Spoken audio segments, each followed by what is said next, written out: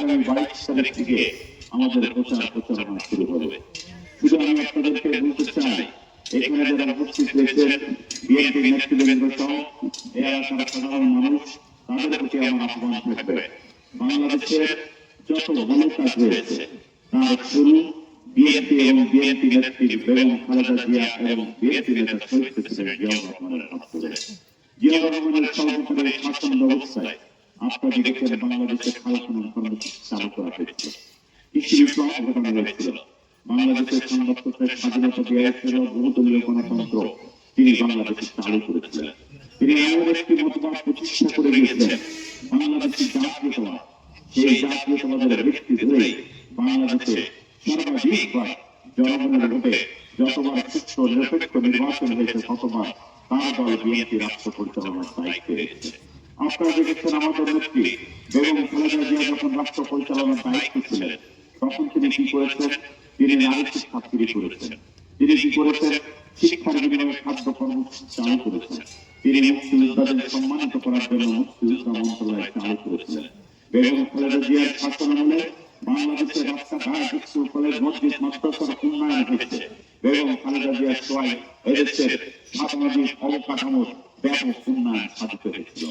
আজকে আপনাদের বলতে চাই, আপনারা যদি বিএনপির পতাকা লক্ষ্যবদ্ধ থাকেন, বিএনপির নেতৃত্বে সংগঠিত থাকেন, আপনারা যদি তারেক রহমানের নেতৃত্বে সংগঠিত থাকেন, ইনশাআল্লাহ আগামী নির্বাচনে আমাদের নেতা বিএনপির চেয়ারম্যান জনাব তারেক রহমান যদি রাষ্ট্র পরিচালনার দায়িত্ব পায়, আমরা ইতিমধ্যে আমাদের নেতা বলেছেন, আমাদের নেতা তারেক রহমান ঘোষণা করেছে বাংলাদেশে ফ্যামিলি কার্ড চালু করা হবে।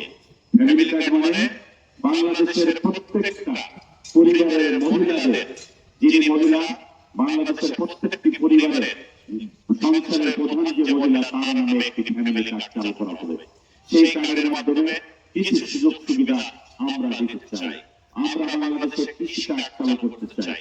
গ্রামগঞ্জের কৃষি বিপ্লবের মধ্য দিয়ে যেমন শহীদ প্রেসিডেন্ট জিয়াউর রহমান বাংলাদেশকে স্বাধীনতা করেছিলেন, ঠিক তেমনি ভাবে আমাদের নেতা তারেক রহমান এদেশে কৃষকদের কৃষি কার্ডের মাধ্যমে স্বাবলম্বী করতে চান। প্রিয় উপস্থিতি, একইভাবে আমাদের নেতা তারেক রহমান ঘোষণা করেছে আমরা যদি রাষ্ট্র পরিচালনার দায়িত্ব পাই তাহলে আমরা এদেশের ইমাম মুয়াজ্জিনদের ভাতার ব্যবস্থা চালু করব।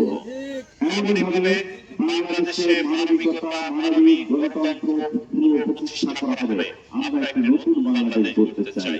এই বাংলাদেশ গড়ার ক্ষেত্রে আপনাদের সহযোগিতা চাই। আপনাদের সহযোগিতা, রাশেদ খানের পাশে থাকবেন, সাথে থাকবেন, একে আগামী দিনে আমরা এই কালীগঞ্জকে সুন্দরভাবে গড়তে চাই। এই কালীগঞ্জের রাস্তাঘাট, মসজিদ, মাদ্রাসার উন্নয়ন খালেদা জিয়ার হাত ধরে শহীদুজ্জামান বেগমের হাত ধরে হয়েছিল। আমরা ঠিক তেমনই ভাবে আবার এই কালীগঞ্জের উন্নয়ন করতে চাই। কালীগঞ্জের মানুষের আমরা সাথে পাশে থাকতে চাই। কালীগঞ্জের সুশাসন আমরা চাই। আপনারা বিএনপিতে আর কোনো গ্রুপিং নাই, বিএনপিতে কোনো গ্রুপিং আছে, আমরা বিএনপির সাথে আছি। অতএব ছোটখাটো যে ভুল ত্রুটি বা